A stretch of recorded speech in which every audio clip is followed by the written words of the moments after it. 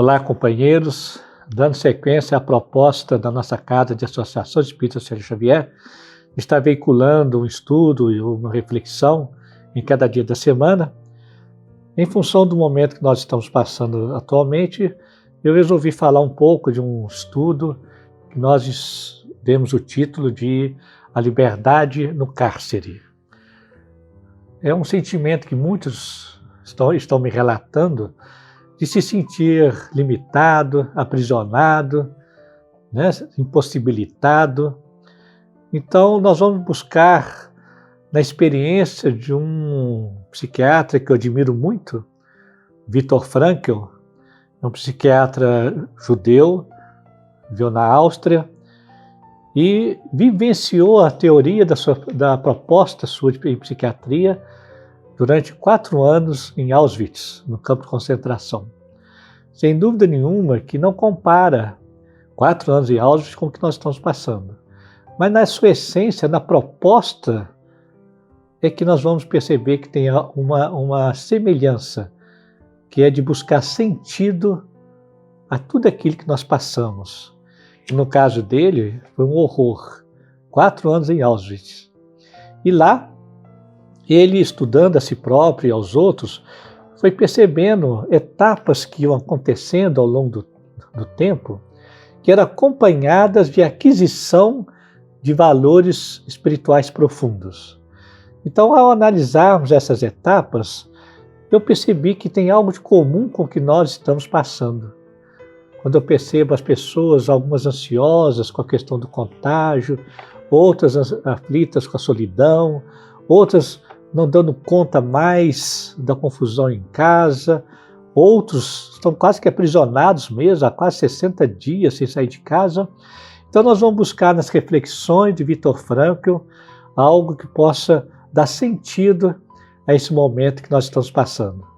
Lembrando, na pergunta 258 do Livro dos Espíritos, que o espírito, antes de reencarnar, ele escolhe as suas provas. Provas adequadas, aquelas que vão facultar a todos nós desenvolver o que nos falta. Nos falta do ponto de vista do espírito. E nessa pergunta mesmo, o Espírito da Verdade responde que se um perigo vos ameaça, não fostes vós que o criou, e sim Deus. Então isso faz parte de Deus, que Ele quer, através dessa desventura, trazer-nos uma aventura espiritual.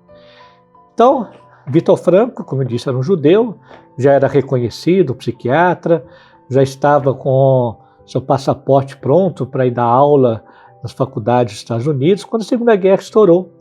E ele ficou em dúvida se deveria ir para os Estados Unidos ou não. E ele, muito religioso, perguntou a Deus, pediu a Deus, me dá um sinal, Senhor. Foi quando seus pais entraram em sua casa, apavorados, agitados, e ele disse que foi, pai. E eles comentaram que os alemães haviam invadido a sinagoga. E a única coisa que eles conseguiram salvar foi uma pedra contendo os 10 mandamentos. Um pedaço da pedra contendo os 10 mandamentos. E aí Viktor Frankl pergunta, o que está escrito nesse pedaço? Honrar pai e mãe. Ele entende que Deus o chamou para uma missão. Ele rasgou o visto, ficou com os pais, a esposa, e foi para o campo de concentração de Auschwitz. E lá então, nesse estudo, ele percebeu várias etapas, né, que não são etapas tão cronológicas, mas de alma, que nós vamos estudar agora uma por uma, tentando fazer uma analogia com o momento que nós estamos passando. A primeira etapa, ao ir para o campo de concentração, foi o da desinfecção. Todos eram desinfectados, banho, e tudo que eles possuíam lhe era tirado. Tudo, não sobrava nada. Era aquele momento em que eles começaram a viver, tirar de si todo o supérfluo, todo o desperdício, uma simplificação da vida. Parece muito com o que está acontecendo hoje. Nós não estamos em condições muito de supérfluos, estamos vivendo com o que é necessário, e alguns até mais, e simplificando a vida. Olha que incrível, gente. Aqui em casa tá assim, tá a maior graça, sabe? Tá um tal de fazer um mexidão para aproveitar o de ontem, o de ontem de ontem, e um mexidão gostoso e tá valendo. De repente a vida toda está sendo simplificada, o supérfluo está sendo eliminado pela impossibilidade. O segundo momento, a existência nua e crua, ou seja, não lhes restava mais nada. E às vezes nem os familiares mais. A esposa dele havia morrido, os pais, e ele constatou que o que restava de si era a melhor parte, que era a dignidade de dar respostas novas ao horror. Isso ninguém era capaz de tirar deles. Que era quando ele via muitas vezes companheiros indo para as câmaras de gás, com a cabecinha em pé, em oração, com a expressão leve e feliz. Porque fez uma resposta de morrer com dignidade. Dar respostas novas a cada momento, dessa estranheza que nós estamos vivendo. Com os filhos em casa, com a confusão do home office, outros em solidão necessária para entrar em contato mais íntimo com Deus. A terceira etapa que ele percebeu, então, foi o desnudar-se. Ou seja, ele não tinha mais nada. Nada mais temos a perder. Nada. Era a falência do ego. Ou seja, já não havia mais a vaidade, as exigências. Exigir o quê naquele campo de concentração? E está acontecendo isso hoje. Uma companheira me relatando, em seu home office, ela trabalha num local, numa empresa, e a sua chefe, a sua superior, exigindo dela fazer as coisas, fazer bem feito, e ela não dando conta e desesperada, e a chefe cobrando, até que ela se rendeu e disse para a chefe: eu não tenho condições de fazer melhor. E olhe por quê. E mostrou com a câmera do celular a casa dela. A confusão que estava a casa dela. Ela não tinha lugar para trabalhar em home office, os filhos em cima dela e aquela baguncinha. A chefa se condoeu, olhou aquilo e disse para ela: tá bem, pode deixar que eu faço para você. Olha que coisa linda. Antes, é aquela pressão nas empresas de produzir, performance, aquela pressão de cima para baixo, todo mundo querendo dar conta por medo de perder o emprego. No limite da exigência, a gente encontra a nossa indigência. E na indigência, a gente se abre para acolher a própria dor e a dor do outro. E algo novo e belo acontece. E ele percebeu isso lá no campo de concentração. Não tinha mais nada a perder. Não tinha falência do ego. Mas aí ele percebia um outro momento, que denominou o momento da apatia. Dava a sensação que as pessoas estavam morrendo antes de morrer de fato. Em linguagem nossa espírita, morrer antes de desencarnar. E ele percebeu que aquele momento de apatia era necessário também. É aquilo que nós compreendemos no Evangelho do Cristo. É necessário que a semente morra para nascer o trigo. E foi ele que percebeu que a árvore vem da semente. Porque depois da apatia, algo novo começava a acontecer, que ele denominou a constatação do que mais dói no ser. Não é mais o que fere o corpo, porque o corpo não tinha mais onde ser ferido. A desnutrição, o horror das feridas, dos traumas, eram aliviados pelo choro. O edema da desnutrição, o inchaço da desnutrição, era aliviado chorando. Mas o que mais feria a alma nesse momento, depois da apatia, era a revolta pela injustiça. E é o que a gente está vendo hoje, né? Uma briga de verdades, de ideias, revoltas pela política, pelo ministro da Saúde, pelo fulano, ciclano. No próprio meio médico se desentendem, gerando sentimentos de indignidade. E o que é verdade? A verdade está pulverizada.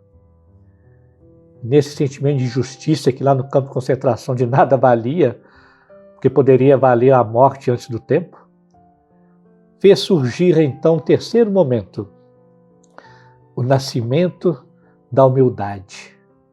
A percepção que nada mais valia as ideologias, as exigências, quem está certo, quem está errado.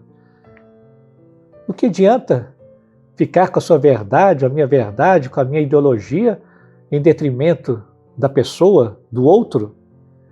Naquele momento, então, era mais sensato, e até pela sua própria sobrevivência, abraçar o outro, acolher o outro, ao invés de excluí-lo. A outra etapa, o outro momento, vamos dizer assim melhor, constatado, era dos sonhos. Os sonhos, os poucos momentos de sono, era para aliviar a fome. Sonhava com um armário cheio de guloseimas e a mente se alimentava e aliviava a fome. Mas ele percebeu que havia a morte de um outro sonho, a morte do desejo e da esperança, e que era necessário, porque o desejo causa sofrimento. Desejar gera sofrimento. E a esperança, ele percebeu que aqueles que tinham esperança que a guerra ia acabar, e a guerra não acabava, adoeciam e não davam conta. Essa esperança mata. Mas havia uma outra esperança que dava vigor ao ser. A esperança em si mesmo e em Deus. Não que a guerra ia acabar, mas que eu seria capaz de vivenciar qualquer circunstância com uma outra resposta, com uma dignidade. Que eu seria capaz de continuar ali, lutando pela vida. Uma esperança em mim e em Deus, e não nas circunstâncias. É quando eu ouço as pessoas falando, não, tem esperança, vai passar. Essa esperança enfraquece a fé, porque deposita a fé no outro sob a forma do governo, do tempo, e ainda exigindo de Deus que tire de mim aquilo que nos deu, o que é uma negociação da fé. E a morte do desejo é necessária, porque o desejo cria a constatação da impossibilidade da insatisfação, que não encontra campo de preenchimento. É melhor não desejar, mas viver o que é possível. E esses momentos estavam então, sequência, a nascer um momento incrível, que ele percebeu da ausência de sentimento. Já não sofria mais. Já não sofria vendo a morte, a fome, a miséria, a saudade. Começava a nascer aí o que no budismo e no hinduísmo chamam do ser equânime. E que no Evangelho segundo o Espiritismo, no capítulo Loucura e Suicídio, coloca lá que o maior antídoto da loucura e do suicídio é passar pelos reveses da vida com indiferença e até mesmo alegria. Indiferença não é virar as costas, mas é não engolir a pílula do sofrimento que a mente gera, que a mente fala, eu estou cansado, pronto, sofreu. Eu queria comer isso, aquilo, e não tem, sofreu. Fulano morreu, sofreu. A indiferença é desenvolver a capacidade de entender que se Deus é causa primária de tudo, Deus é amor e justiça sempre, e nós somos espíritos, e a vida humana é passageira, e todas as vicissitudes da vida guardam a potencialidade de fazer desenvolver em nós o amor universal, nós vamos então aprendendo a passar pelas vicissitudes com essa indiferença, com o ser equânime. E isso ele observou lá no campo de concentração. Não havia mais sofrimento diante de tanto horror. E finalmente constatava a última etapa, que ele denominou da religiosidade. É quando nascia uma força, uma vitalidade doadora. É quando ele percebeu que o maior sentido da vida não é perguntar o porquê e nem querer se realizar com o mundano, com o condicionado do mundo. Mas o sentido da vida reside no para quê e para quem. E aí ele percebeu, naquele horror, que dar-se, que doar, era a maior alegria naqueles momentos. Era uma visão revitalizadora. Daí que nasce a grande conclusão de Viktor Frankl no campo de concentração. Que o mais importante da vida não é o que eu espero da vida, mas o que a vida espera de mim em qualquer circunstância. E a vida espera que a gente saia da condição de mendigo, pedinte, para a condição de doador. Viver como Paulo dizia, eu me contento com pouco e com muito. Não importa. Pouca coisa me agrada, mas me contento com pouco. E ele percebeu isso. De modo que coisinhas simples ali se tornaram grandiosas. Um toquinho de cigarro que eles achavam, eles guardavam para fumar semana que vem em grupo. E era mais revigorante, ao invés de guardar o pão para a noite, oferecer o canto da alegria para aqueles que não davam conta e compartilhar o pão. Esses eram renovados em sua alma e seu vigor. E nessa religiosidade que nós poderíamos chamar de viver como espíritos na Terra, né? Uma espiritualidade intensa em meio ao horror, ele percebeu que o humor era fundamental. Transformar horror, desgraça, em graça. Essa é a essência do palhaço. Assim eles reuniam, contavam piadas e riam da própria desgraça. Aquela vasilha que de manhã recolhia o pão, à noite era usada para recolher as fezes. E eles riam. E nós estamos no momento de rir de não dar conta, de rir da loucura que muitas casas estão com os meninos sem aula e os pais em home office. Rir de tanta coisa que a gente queria e não é possível. É a alma do palhaço transformar desgraça em graça. E é isso que Deus faz conosco. Cria uma desventura, uma desgraça, para nós aprendermos com isso, nascer a graça do Espírito. Não só Viktor Frankl viveu essa experiência e essa conclusão que a verdadeira liberdade alcança no cárcere, mas nós vamos ver a mesma fala em Sócrates, que não se sentia preso. Paulo de Tarso, quando o soldado abriu a cadeia para ele fugir, e não se sentia preso.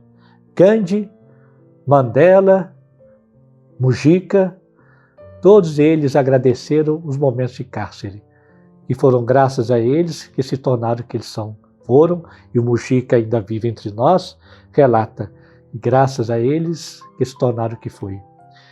E assim como Mujica, que ao ser liberto e se tornou presidente do Uruguai, retornou ao seu local de cárcere, né, a sua cadeia, a sua solitária, e cumprimentou todos os soldados, os carcereiros, dizendo que eles cumpriram a sua missão. Fizeram o que tinham que fazer. E graças a eles, que ele se tornou o que ele é hoje, um exemplo de presidenciável. Viktor Frankl também fez assim. Quando a guerra acabou, ele protegeu alguns soldados alemães dos aliados, porque entendiam que eles tinham uma razão em si. Viktor Frankl conseguiu ir além da própria verdade, do seu próprio conceito, entender a verdade do outro, e abraçou a verdade do outro, protegendo alguns alemães de seus aliados. Então fica essa proposta de vivência que não é fácil, é trabalhosa, mas que pode nos conduzir a novos patamares de espiritualização, de modo que a gente não necessite mais a dor para alcançar aquilo que ela faz conosco. Que a gente possa fazer pela alegria de viver, pela alegria de ser aquele que não vive mais a lei, como diz Paulo, que o Senhor veio nos libertar da lei. Porque aquele que age pela lei não tem a graça do Senhor, mas sim aquele que age pelo Espírito, vivendo a lógica do Espírito na condição humana. Então, fiquemos com essas lembranças agradáveis desse homem, desse Espírito que delegou para nós essas coisas maravilhosas, para que um dia possamos atingir a felicidade incondicional do Espírito. Muita alegria e paz para todos e em breve vamos continuar juntos aí trazendo as nossas trocas de vivências. Abraço a todos.